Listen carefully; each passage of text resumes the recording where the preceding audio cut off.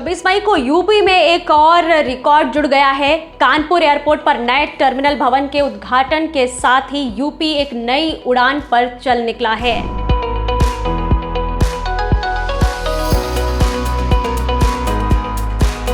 आपने अपने जीवन में तमाम यात्राएं की होंगी जिनमें आपने अलग अलग तरीके के अनुभव लिए होंगे।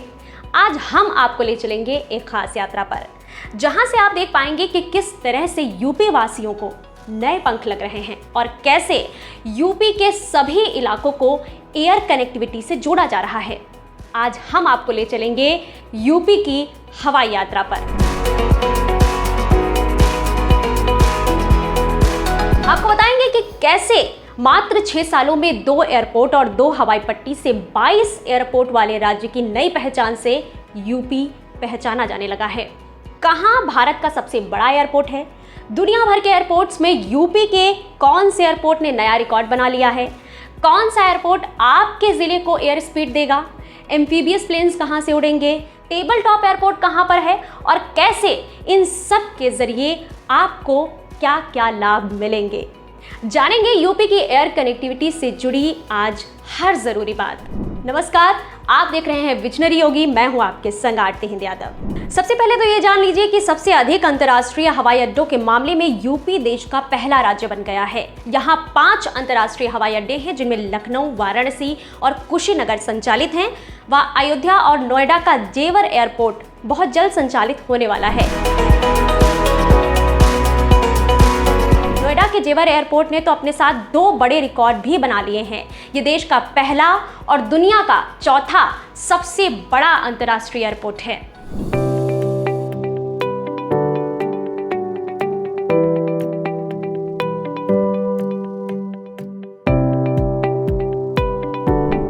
बात करते हैं घरेलू उड़ानों की, तो सबसे अधिक घरेलू उड़ानों से प्रदेश की सूरत बदलती जा रही है। वर्तमान में प्रदेश में 7 जिलों गोरखपुर, प्रयागराज, बरेली, गाजियाबाद, आगरा, कानपुर, चित्रकूट से घरेलू उड़ानें संचालित हैं। यहाँ आपको जानकर ये खुशी होगी कि कानपुर में अब दिन और रात दोनों समय उड़ानें संचालित हो सकेंगी। 26 मई नए टर्मिनल का उद्घाटन हुआ है। वहां पर कई सुविधाएं जोड़ी गई हैं। अब चाहे दिन हो या रात हो, घना कोहरा हो, अंधेरा हो, किसी भी समय उड़ानों पर दबाव नहीं होगा, वो संचालित होती रहेंगी। इस नए टर्मिनल का उद्घाटन सीएम योगी ने 26 मई को किया, जैसा कि हमने आपको बताया है शुरुआत में ही। इसके अलावा संचालित एयरपोर्ट में चित्रकूट एयरपोर्ट बेहद खास है।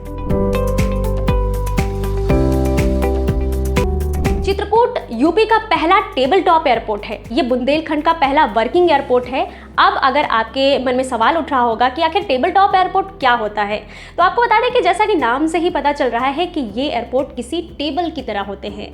इसमें बीच में रनवे और एक तरफ या दोनों तरफ खाई होती है।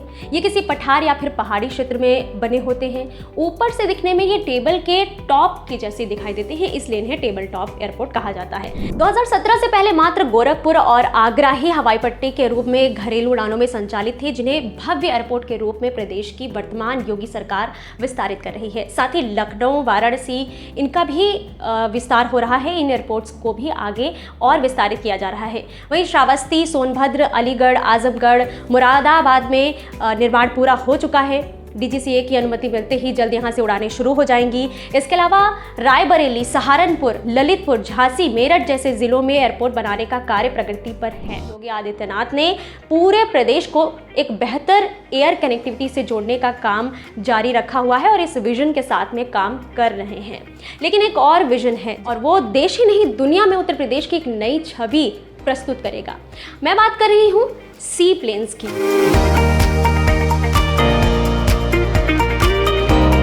यूपी को जल्द ही सी प्लेन्स की सौगात मिलेगी। ये बेहद खास है। क्यों? क्योंकि ये प्लेन्स एम्फीबियस होंगे। एम्फीबियस यानी ये पानी और हवा दोनों जगहों पर उड़ान भर सकते हैं।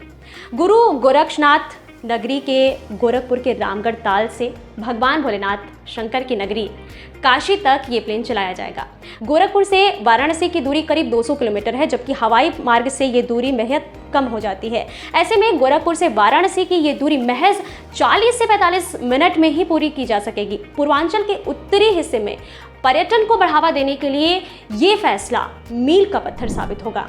यहाँ पर हेलीपोर्ट भी बन रहे हैं। उत्तर प्रदेश के नोएडा स्थित सेक्टर 151A में हेलीपोर्ट बनाने के लिए नोएडा प्राधिकरण ने तैयारी तेज कर दी है। बनने वाले हेलीपोर्ट में 500 वर्ग मीटर में टर्मिनल बिल्डिंग का निर्माण किया जाएगा। हेलीपोर्ट का संचालन केवल दिन के लिए होगा। इस हेलीपोर्ट में electric sub station, fire station, 4 दीवारी आंतरिक सड़कें और सीवेज ट्रीटमेंट प्लांट का प्रावधान भी रखा गया है। देश के सबसे बड़े Mi-172 हेलीकॉप्टर के उतरने की सुविधा होगी। इसे 9.35 एकड़ ज़मीन पर विकसित किया जाएगा और 43 करोड़ से अधिक रुपए का खर्च इस पर आएगा। यहाँ पर एक साथ 6 हेलीकॉप्टर खड़े हो सकेंगे। इसके अलावा हेलीकॉप्टर की मरम्मत के लिए भी यहाँ पर इंतज़ाम रहेगा। ज़रूरत पड़ने पर यहाँ से एम्बुलेंस भी प्रयोग किया जा सकेगा। ऐसी भी सुविधाएं रखी जाएंगी। अकेले उत्तर प्रदेश में 61 लाख से अधिक यात्री घरेलू और अंतर्राष्ट्रीय उड़ानों का इस्तेमाल कर रहे हैं। उड़ान योजना के तहत योगी सरकार चाहती है उत्तर प्रदेश के लगभग सभी शहरों को सस्ती हवाई सेवाओं से जोड़ना।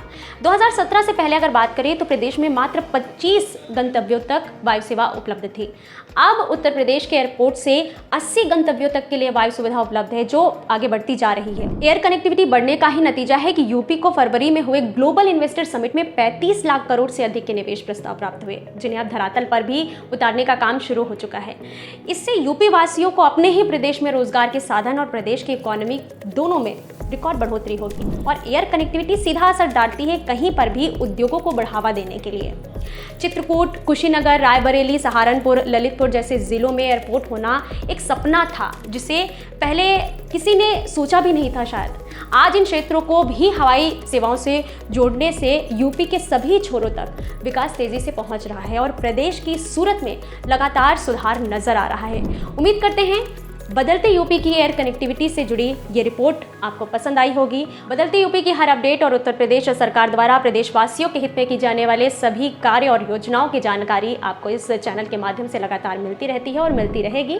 तो ऐसी ही जानकारियों के लिए चैनल को सब्सक्राइब जरूर कर लीजिए। वीडियो पसंद आई हो तो लाइक ज़रूर कीजिएगा और सभी लोगों के साथ शेयर भी ज़रूर कीजिएगा।